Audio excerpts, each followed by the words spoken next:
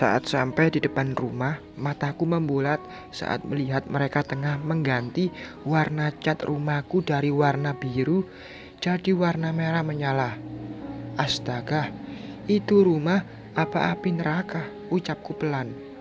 Aku turun dari motor, menghampiri mereka yang tengah sibuk dengan kuas dan cat di tangannya. "Hei, apa yang kalian lakukan dengan rumahku?" Aku berteriak. Semua orang membalikkan badan melihat ke arahku. "Rin, kamu pulang," ujar Mas Andri. Sudut bibirnya terlihat merah. Mungkin bekas sirip ikan bawal tadi. "Apa yang kamu lakukan dengan rumahku, Mas?" "Siapa yang menyuruh kalian mengganti warna catnya?" tanyaku dengan wajah yang menahan amarah. "Ibu yang nyuruh. Ibu bosan dengan warna biru laut.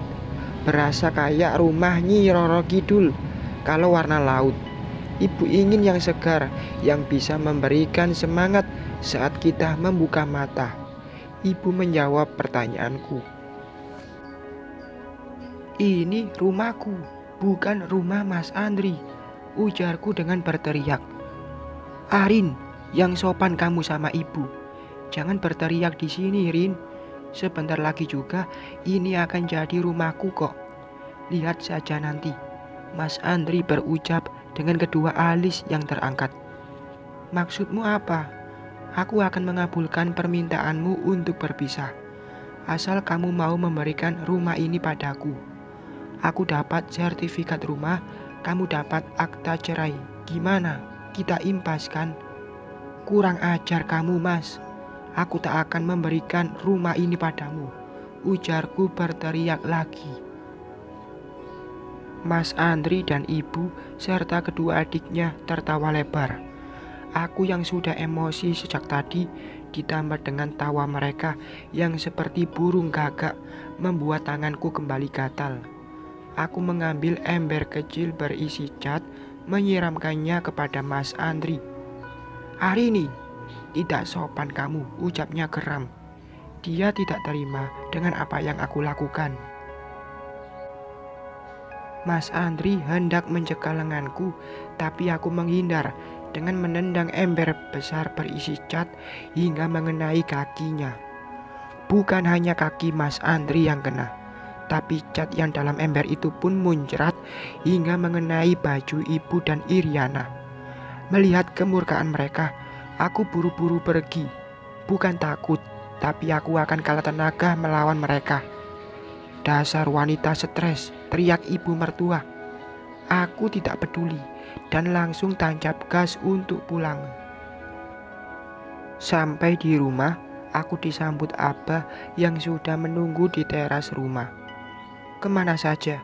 Abah teleponin kamu kok enggak diangkat?" "Maaf, Bah, gak sempat. Aku habis bertarung." Wajah keriput Abah terlihat bingung dengan ucapanku. "Bertarung dengan siapa?" "Mas Andri dan keluarganya." Abah mengikutiku masuk ke dalam rumah. Aku duduk dengan menyandarkan punggung pada sandaran kursi kayu jati. Aku mulai menceritakan apa yang tadi aku lihat dan aku alami di rumahku sendiri. Juga permintaan Mas Andri yang katanya akan menalakku asal aku bersedia memberikan rumah padanya. Tidak lupa, aku pun bercerita tentang warga sekitar rumah yang mencurigai Mas Andri dan Hena hidup satu atap tanpa pernikahan. "Baiklah, kalau gitu, Apa pergi dulu." "Apa mau kemana?" tanyaku saat Apa berdiri hendak pergi. Apa menghirup udara lalu mengembuskannya kasar. "Nanti juga kamu akan tahu. Sekarang diam saja di rumah. Jangan kemana-mana. Ingat, diam di rumah, paham?" Aku mengangguk. Tidak bisa melawan jika Apa sudah berbicara dengan wajah yang serius. Apa pun keluar. Ia pergi menggunakan motor kesayangannya. Di sini aku menerka-nerka apa yang Apa lakukan pada mereka. Mengusirnya atau sesuatu yang lebih dari itu. Aku tidak bisa menebaknya. Hampir 4 jam Apa pergi Kini ia kembali setelah adzan zuhur berkumandang. Abah tidak banyak bicara, dan aku pun tidak berani bertanya. Sampai sore hari, aku masih tidak tahu apa yang Abah rencanakan. Namun, rasa penasaranku yang menggebu, aku pun memberanikan diri untuk buka suara. Bah, apa tadi dari mana? Habis bikin pelajaran buat si Andri. Apa ambil perahu yang biasa dia gunakan untuk melaut? Apa kasih ke orang lain biar dia tahu tanpa apa dia bukan siapa-siapa? Aku kembali diam, tidak berani bertanya lagi. Apalagi melihat wajah apa yang masih belum kembali seperti semula, masih penuh dengan amarah. Hari semakin sore dan beranjak malam, tapi sikap Abah masih dingin padaku. Ia malah terlihat sibuk dengan ponselnya dan beberapa kali keluar rumah entah kemana. Hingga akhirnya saat tengah malam, Abah membangunkanku dari mimpi yang tak indah. Ada apa, Bah? Tanyaku seraya mengucek mata. Warga mau menggerebek suamimu dan Hena. Kamu mau ikut? Hah? Aku langsung bangun. Tiba-tiba saja mataku jadi terbuka lebar. Dengan cepat aku menganggukkan kepala. Setelah cuci muka dan berkumur, aku dan Abah langsung pergi ke tempat tujuan. Ternyata di rumah salah satu tetangga sudah berkumpul warga yang akan ikut menggerebek rumahku. Hatiku dak-dikduk tidak karuan, antara takut dan malu. Setelah ini pasti semua akan tahu kalau rumah tanggaku memang bermasalah.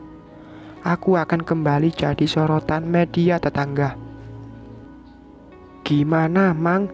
Apa mereka masih di sana? Tanya Abah dalam sambungan telepon yang suaranya sengaja di loudspeaker.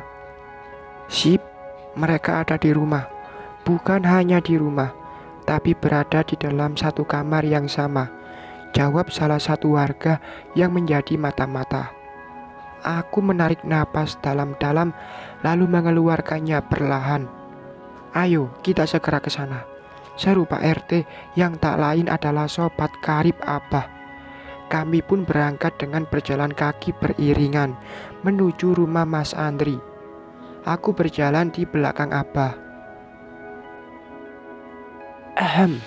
Dari samping terdengar suara dehaman seorang pria. Aku menoleh dan Yusuf. Astaga, kenapa dia harus ikut sih? Kenapa, tanyaku. Gak apa-apa, hanya mau bilang dadaku masih lebar untukmu bersandar. Astaga, kedebut, bruk. Kakiku tersandung rok yang aku pakai hingga jatuh. Malu. Ya Allah, Neng, orang mah kalau jatuh bilangnya sakit, bukan malu. Apa balik kanan melihat dan membantuku berdiri. Begitupun dengan Yusuf. Dia memegang lenganku dan langsung aku tepis. Aku jatuh juga gara-gara dia.